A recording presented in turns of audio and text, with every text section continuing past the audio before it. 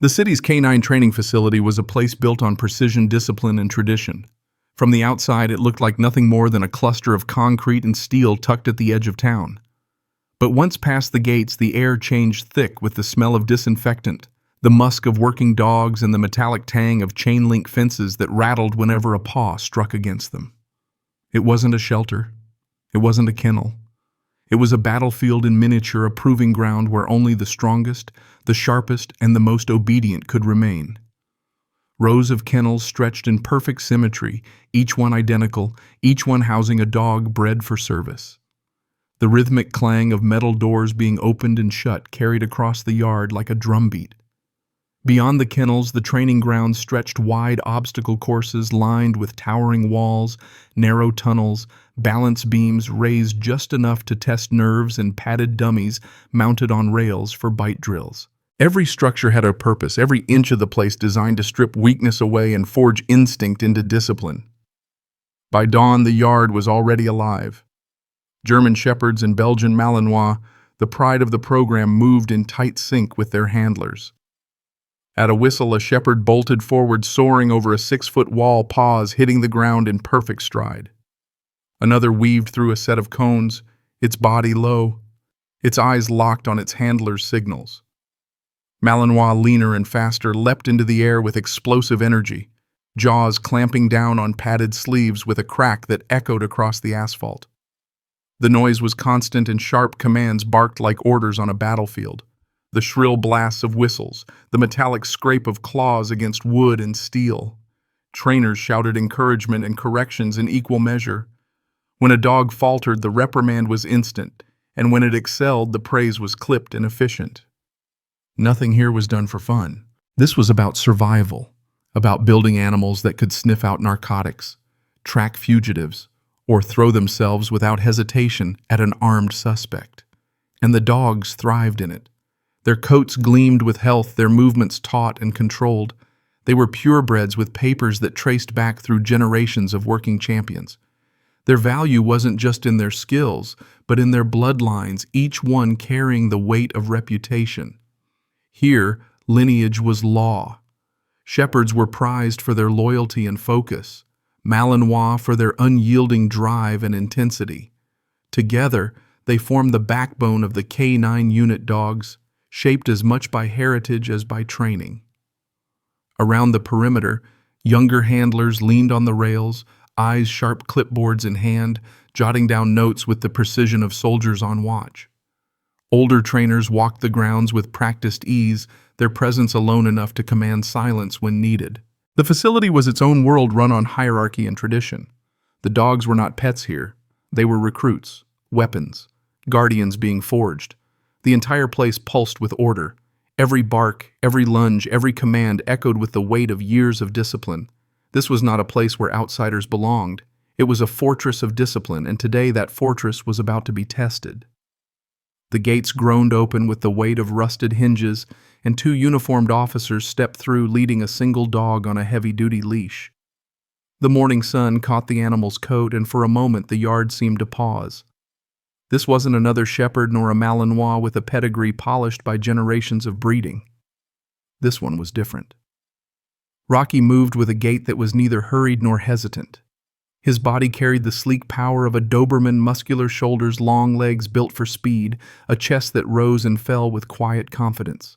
Yet layered into his frame was the steadiness of a German Shepherd, firm, paws a slightly broader stance, and intensity in his eyes that spoke not of nervous energy, but of calculation. 70% Doberman, 30% Shepherd. To the officers escorting him, he was just another recruit. To the others watching, he was an anomaly. The yard, alive with the rhythms of training only moments before, seemed to slow as handlers and trainees turned their heads. Whispers began before Rocky had even crossed the yard. He didn't strut like the Malinois, vibrating with manic drive. He didn't sit stiff and statuesque like the shepherds. He walked as if the world belonged to him. Head slightly lowered, ears twitching to catch every whistle, every boot scrape on gravel. His nose flared at the scents around him, sweat, leather, disinfectant, and beneath it all the faint musk of adrenaline from the dogs in training. There was no bravado in him, no eagerness to please. Instead, there was watchfulness, a calm, steady sweep of his gaze across the yard, as though he were cataloging every corner, every movement. He wasn't looking for approval. He was reading the field as a sentinel would. The contrast was unmistakable. Where the shepherds displayed loyalty in their rigid postures, and the Malinois flaunted raw explosive energy, Rocky's presence was quieter but heavier somehow. He radiated the air of survival, of instinct sharpened not by breeding but by necessity. Every line of his body seemed to say, "I have fought before. I can fight again." For the handlers steeped in pedigree and tradition, it was unsettling. This wasn't the image of perfection they were used to parading. This was something else, a creature forged in the cracks in the wild in places no pedigree would ever touch. As the officers brought Rocky to the center of the yard, the air seemed to tighten. The purebreds continued their drills, but their rhythm faltered, ears flicking toward the newcomer. A Malinois barked sharply, hackles raised, sensing a rival that didn't fit the order it knew. A shepherd paused mid-command, its eyes cutting sideways toward Rocky, as though measuring the weight of this stranger. Rocky did not respond. His tail hung low, steady, neither submissive nor defiant. His head tilted slightly as he observed, but there was no bark, no growl. Only that unblinking gaze, calm and dark, that seemed to take in everything, the fences, the handlers, the sneers beginning to form at the edges of the yard. If the fortress of discipline was a closed circle, then Rocky's arrival was a crack in the wall. The silence didn't last long. As Rocky stood there, the leash loose in the officer's hand, a low ripple of voices began to stir among the handlers lined along the yard. Some crossed their arms, others leaned on the fence, their eyes narrowing in thinly veiled disdain. A crossbreed, one of them muttered just loud enough to draw the ears of those nearby. His lips curled into a half smile. Doberman mixed with shepherd. That's not a canine, that's a coin toss. The remark earned a snicker from another trainer, a younger man with sharp eyes and too much confidence. You know what they say?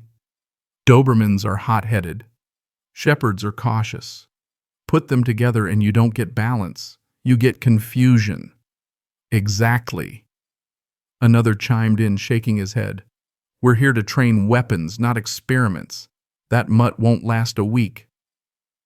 The laughter was subtle at first, just whispers under the crack of whistles and the pounding of paws on the course. But like all things whispered in contempt, it spread quickly. Soon it was more than one or two, it was a current of doubt running through the yard. Even a few of the younger recruits, standing at attention with their own dogs, allowed themselves quick smirks, stealing glances at the new arrival, as if already predicting his failure. Rocky's ears flicked once at the sound, but he didn't bark. He didn't snap. He simply stood still, his gaze sweeping the training grounds with the same calm intensity as before. The noise of mockery didn't touch him. If anything, it only seemed to harden the stillness in his body the way a rock sits unmoved against the current of a river. At the far end of the yard, Officer Daniels remained silent. His arms were folded across his broad chest, his face shadowed by the brim of his cap. Unlike the others, he didn't smirk, didn't whisper. His eyes stayed locked on Rocky, sharp and unyielding, as though he were watching a puzzle unfold. One of the younger handlers nudged his partner, nodding toward Daniels. Bet the captain's regretting this already. Waste of time bringing a stray into a program like this. The partner chuckled, scribbling on his clipboard. He'll wash out before the first trial. Mark my words. Their confidence was born of tradition. In this facility, bloodlines were gospel. Shepherds and Malinois carried their reputations like armor, their pedigrees stamped across generations of proven service dogs. To them, Rocky's very presence was a breach of order, a crack in the wall of certainty. He wasn't just another recruit, he was an insult to the system they trusted. And yet, through all the smirks and whispers, Daniels did not move. His eyes narrowed, his jaw tightened, but his silence held. He saw something the others didn't, or perhaps he was waiting, letting the moment play out to see whether this outsider would sink beneath the weight of doubt or rise to shatter it. The yard buzzed with expectation, a storm of mockery gathering around the lone crossbreed. The handlers waited for the inevitable misstep, the stumble that would prove them right. But Rocky's steady gaze told a different story. This was not a dog broken by whispers. This was a survivor. And though the fortress of discipline was built on bloodlines, It was about to learn that survival could forge something far stronger. Captain Morales stood near the center of the training yard, his boots planted firmly on the gravel arms folded across his chest. His gray eyes swept over the lines of handlers and their purebred dogs, German shepherds, sitting stiffly at attention, Malinois quivering with coiled energy. Every dog was poised, ready, focused. Every handler was confident in the strength of their bloodlines. It was the same scene Morales had watched for decades, and he knew the rhythm of it by heart. But this morning, something new had entered the yard. Something that didn't fit the rhythm. Rocky stood on the asphalt under the full weight of dozens of eyes. His black and tan coat gleamed his frame, a striking blend of Doberman sleekness and shepherd sturdiness. Yet he wasn't vibrating with drive like the Malinois nor sitting in rigid stillness like the shepherds. Instead, he held himself with quiet composure, ears twitching to every sound, eyes scanning corners, nose working the air as though he were reading an invisible map only he could see. The whispers had already started. Crossbreed, someone muttered from the fence line. Doesn't belong here. Another handler snorted. Doberman's too hot-headed. Shepherd's too hesitant. Mix them and what do you get? A dog that can't decide what it is. Morales ignored the noise. What mattered wasn't the chatter. What mattered was what Rocky would do when tested. Lieutenant Harris Morales called. His voice was calm, but it carried the weight of command. The young officer straightened quickly, his grin wide, too eager. Harris was known among the staff for his sharp tongue and cocky attitude. He thrived on proving himself in front of his peers, and the chance to expose the weakness of a so-called stray was too good for him to resist. Yes, Captain Harris said, already bouncing a rubber training ball in his palm. Show us the basics, Morales said simply. Harris grinned, tossing the ball once more before turning to Rocky. Let's see what you've got, Mutt. He wound back his arm and hurled the ball high across the yard. It arced against the pale morning sky, bounced hard on the asphalt, and rolled to a stop near the far fence. Fetch Harris barked. His voice cracked like a whip. The shepherds in their kennels perked up ears, pricking some whining as though aching to chase it themselves. The Malinois trembled with restrained energy claws scraping at the ground. The handlers along the fence leaned in clipboards at the ready, waiting to record the inevitable failure. But Rocky didn't move. He stood still, his ears flicking once at the command. His gaze followed the ball as it rolled to a stop, and then shifted away. Slowly, deliberately, he turned his head toward the perimeter fence, scanning the yard with eyes that gleamed like dark glass. Seconds dragged by. Harris frowned. Fetch! He barked again, louder this time. His hand tightened on the leash, though the line had already gone slack. Did you hear me? Fetch! Still nothing? Rocky's body was steady calm. His paws remained planted, his head moving just enough to survey the yard. He sniffed the air, ears pivoting toward the smallest noises, the creak of the gate, the scrape of boots on gravel, the faint wheeze of a shepherd panting after its last drill. He wasn't ignoring the command. He was doing something else. From the fence line came the first burst of laughter. Doesn't even know what fetch means. Told you he's not trained. He's just a mutt.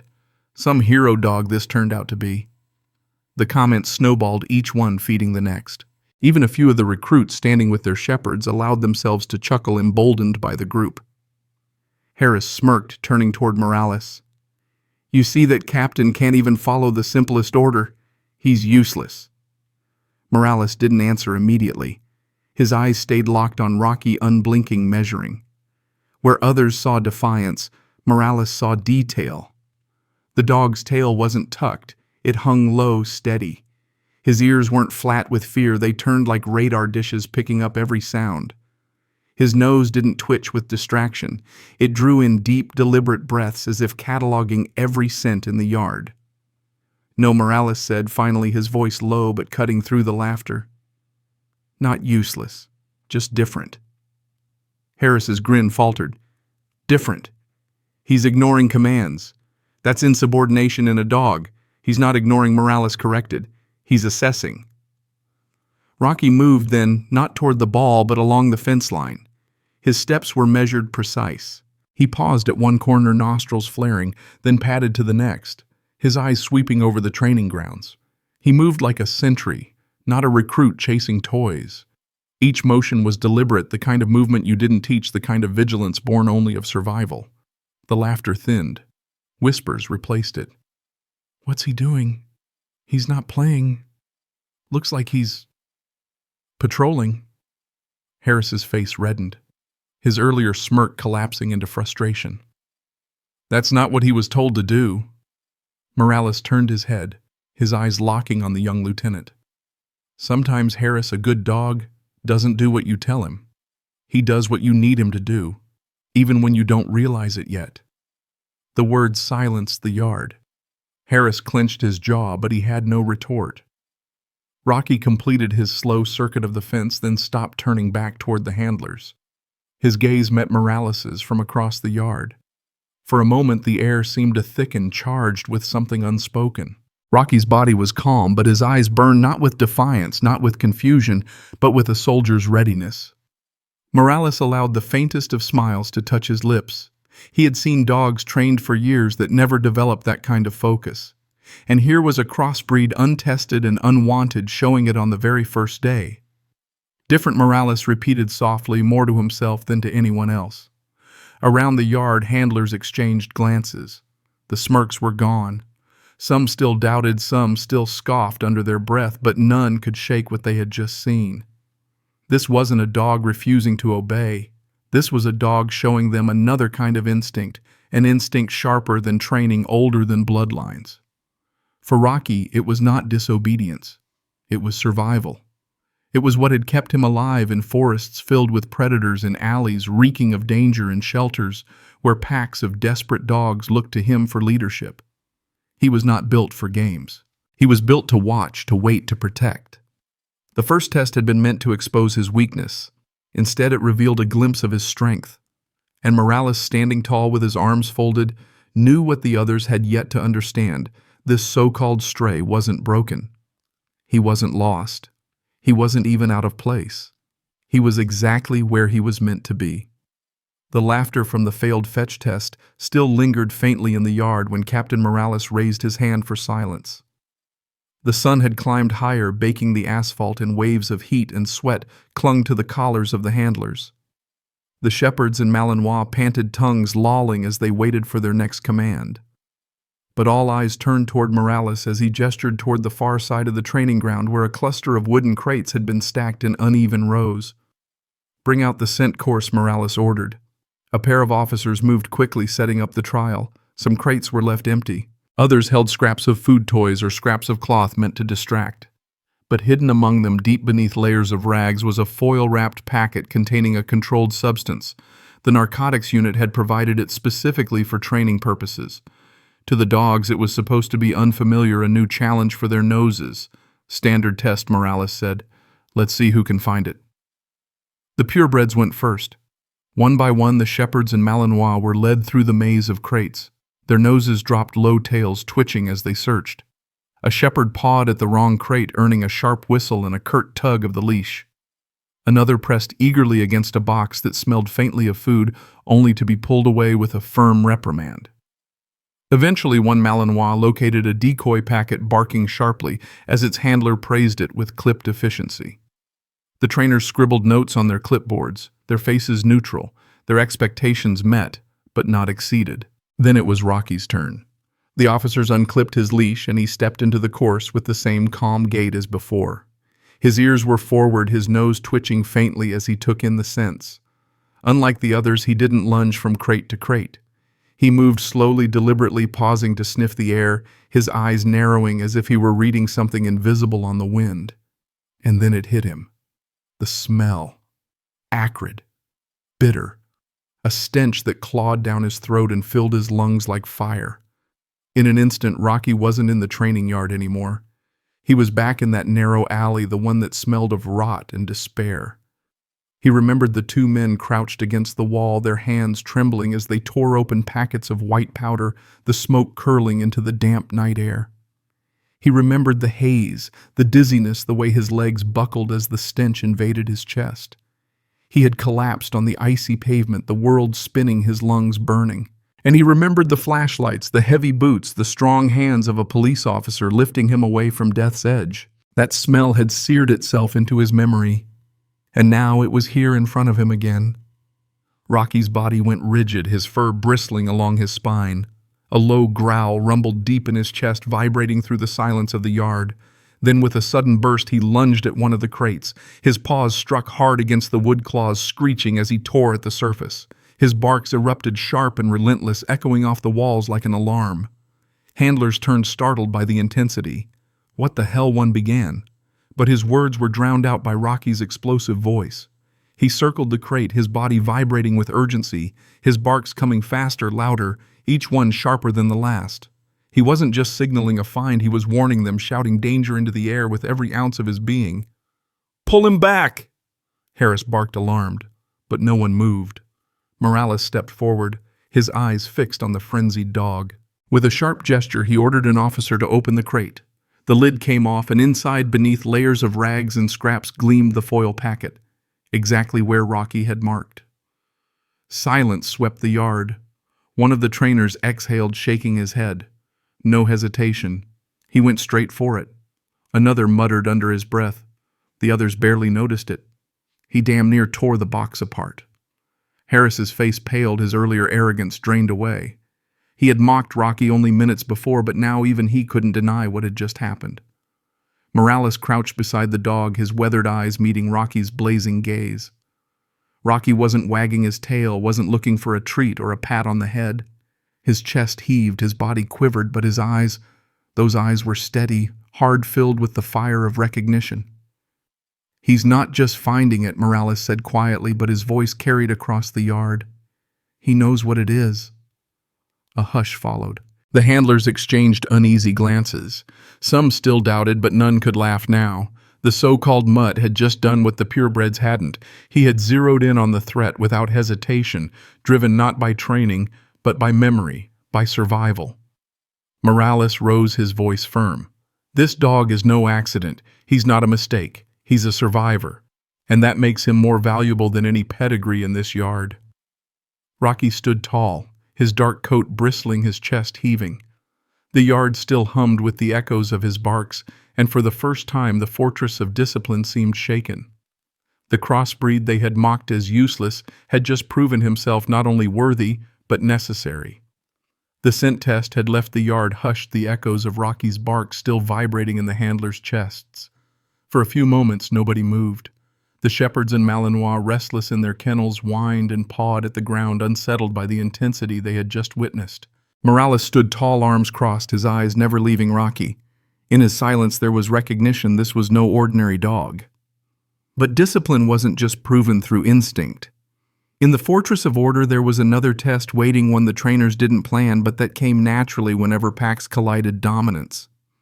It began small. A Malinois, lean and twitching with energy, growled low in its throat, eyes locked on Rocky. The sound carried across the yard, sharp and challenging. A German shepherd beside it barked once, a deep, resonant sound that echoed like a drum. The tension spread quickly like a spark catching dry grass. Dogs up and down the line rose on their paws, hackles lifting, tails stiffening. The scent test had unsettled them, and Rocky's presence, the outsider who had just stolen the spotlight, was a threat to their order. "Keep them steady," one handler barked, yanking on a leash. But the animals felt it in their bones. A stranger had challenged the hierarchy. And in a world of dogs, there could be no peace until dominance was decided. Rocky stood in the center chest, still rising from exertion. His eyes flicked toward the growling Malinois, then swept across the restless pack. His tail did not rise in arrogance nor tuck in fear. It hung low, steady, swaying just slightly as though testing the air. The muscles along his back tightened. He understood. This wasn't about training anymore. This was about survival, about proving who he was, not to the handlers, but to the dogs themselves. The first bark came like a gunshot. The Malinois lunged forward, teeth bared, straining against the leash. The shepherd beside it joined, snapping at the air claws, scraping the asphalt. Other dogs picked up the call, their barks overlapping the yard, erupting into chaos. The handlers fought to hold their lines, whistles, shrilling, boots stomping. But the storm was building, and in the middle of it all, Rocky did not flinch. Then without warning, a leash slipped. A large shepherd burst free, barreling straight toward Rocky with a guttural snarl. Gasps erupted from the fence line. Rocky's body snapped into motion. He lunged forward, not retreating, but meeting the shepherd head-on. The impact cracked across the yard as the two collided, snarls tearing through the air. The shepherd snapped, teeth flashing, but Rocky twisted fast and fluid, his Doberman blood lending him speed. He clamped his jaws just shy of the shepherd's throat, not crushing, not killing, but holding his growl, a low thunder that shook the ground. The yard went silent. Even the handlers froze, caught between instinct to intervene and awe at the spectacle. The shepherd thrashed, but Rocky's grip was firm, unyielding. His body radiated command, not wild aggression, but controlled dominance without destruction. Slowly he released, stepping back with deliberate calm, his chest-heaving eyes still locked on the shepherd. The message was clear. I could have ended this. I chose not to. The shepherd backed away, ears flat and tail lowering. One by one, the other dogs felt it, the shift in the air, the balance tipping. Their barks faltered, growls fading into uneasy whines. The Malinois that had sparked the conflict lowered its head, its body trembling as it turned its gaze aside. The yard, moments ago, a storm of chaos, fell quiet under the weight of Rocky's presence. Holy hell, one trainer whispered, his clipboard forgotten at his side.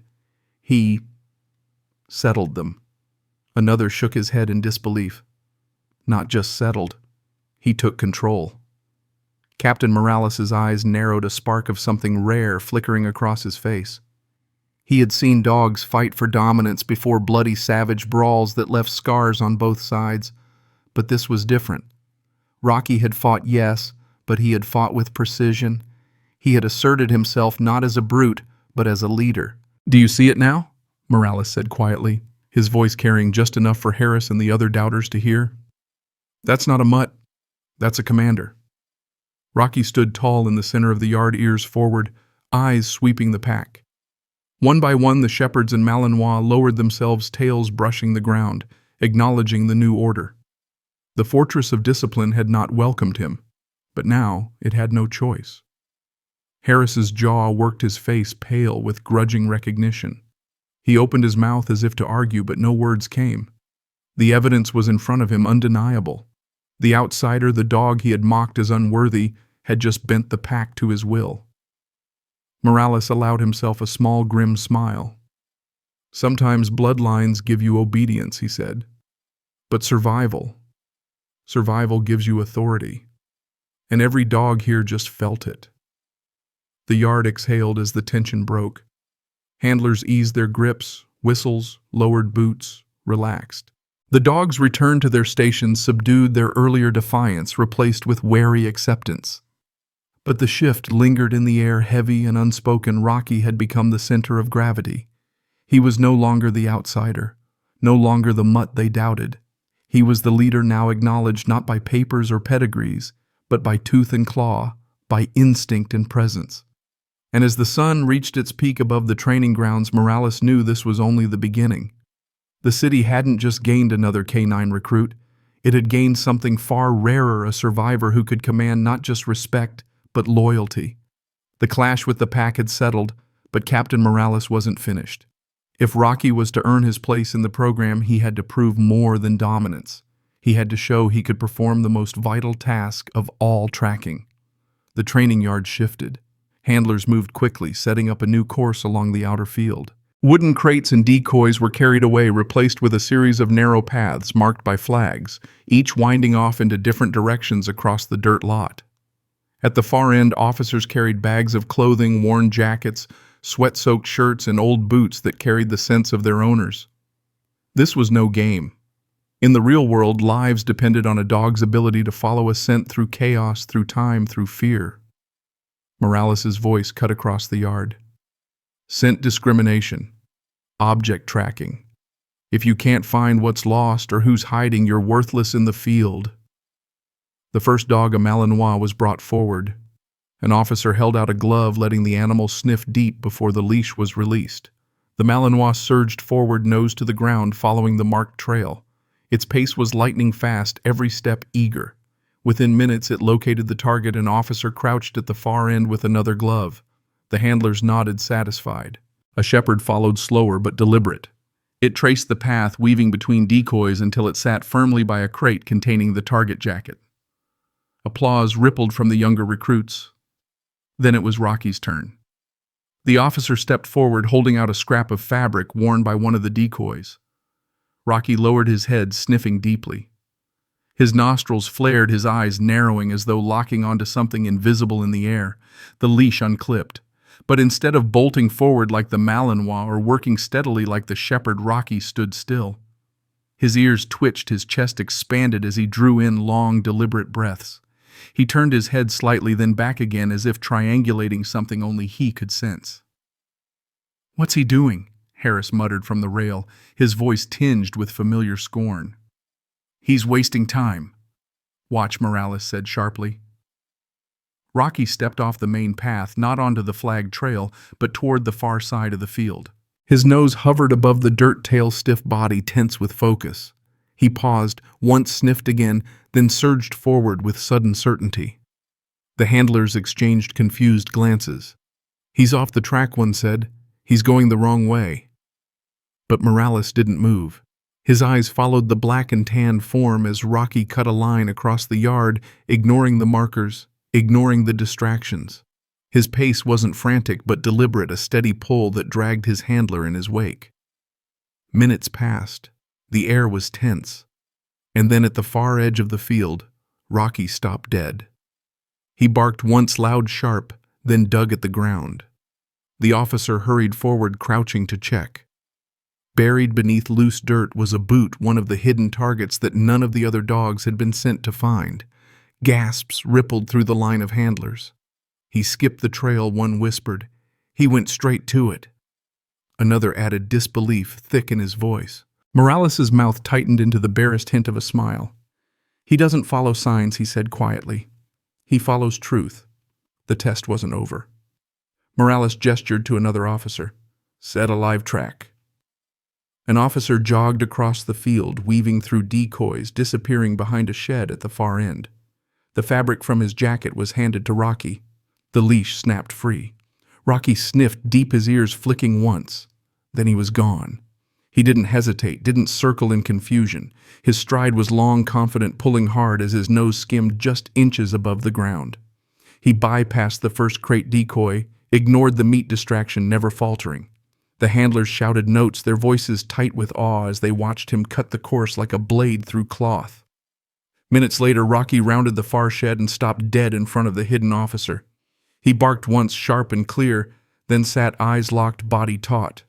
The officer stepped out wide-eyed. "He found me, without a single mistake." The yard erupted in murmurs. Harris scowled, scribbling furiously on his clipboard, but the disbelief in his eyes betrayed him. The purebreds had followed instructions. Rocky had done more, he had hunted. Morales stepped forward, his voice calm but firm. "This is what separates instinct from training. You can teach a dog to follow a trail.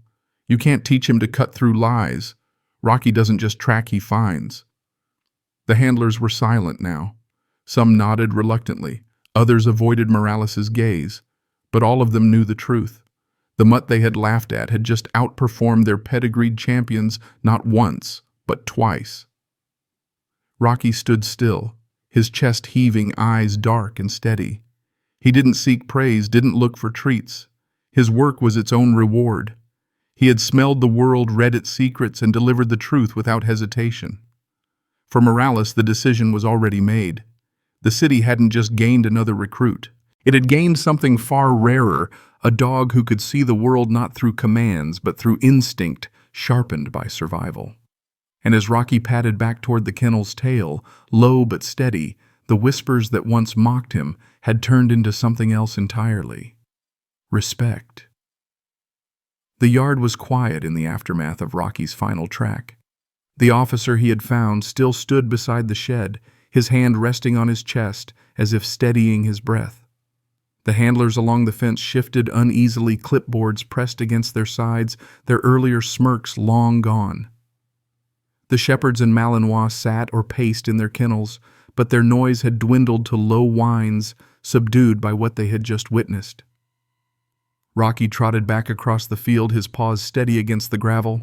He carried himself with no fanfare, no excited leaps, no tail-wagging frenzy. His head was low but not submissive. His eyes glinted dark and steady. To him, the test had not been play.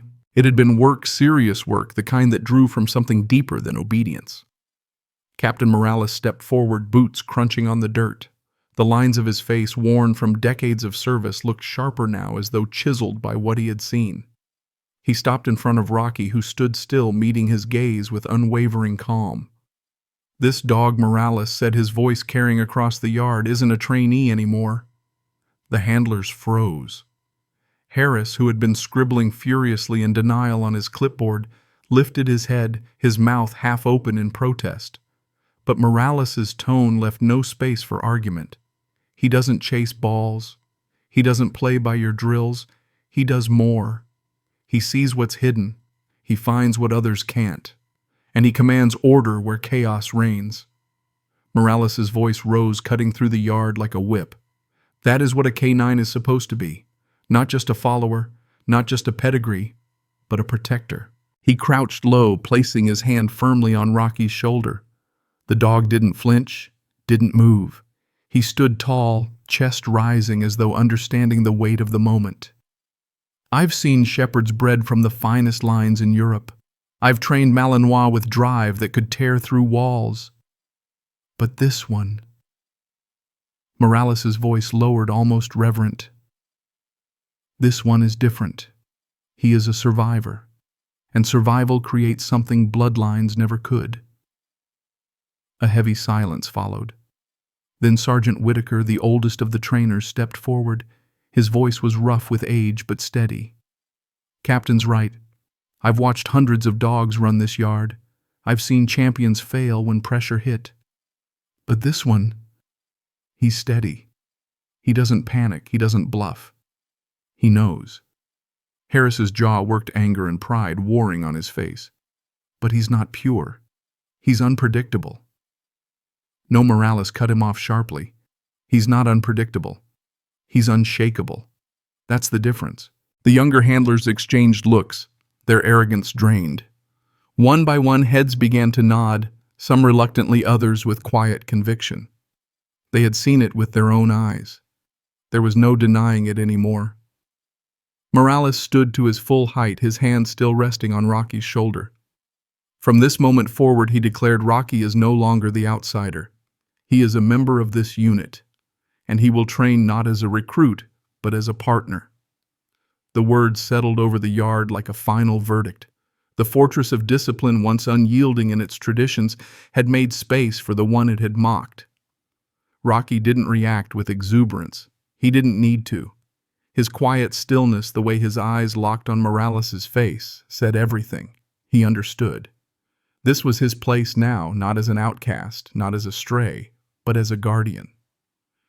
Whitaker stepped closer, resting his hand briefly on Rocky's head. "He'll never heal like the others," he muttered almost fondly. "But maybe that's his strength." Morales nodded.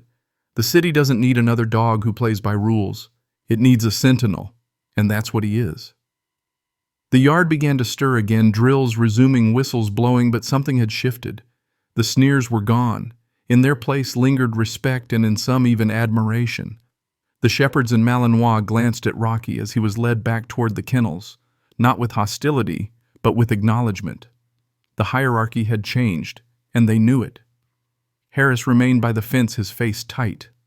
But even he could no longer deny what he had seen. Rocky had earned his place not by bloodline, not by command, but by proving himself in ways no pedigree could replicate. As Rocky settled into his kennel, his body finally easing into rest, Morales stood at the center of the yard, his gaze still locked on the dog. His thoughts were unspoken but clear. The city hadn't just gained another canine recruit. It had gained something rarer. A survivor who could track the invisible. A fighter who could end a clash without breaking the pack. A leader forged not by papers, but by fire. And in the days ahead, as Rocky faced the harsher drills, the combat simulations, the searches in smoke and rubble, the chases through crowded streets, Morales knew one thing with certainty. The mutt they had once mocked would soon become the sentinel they could not live without.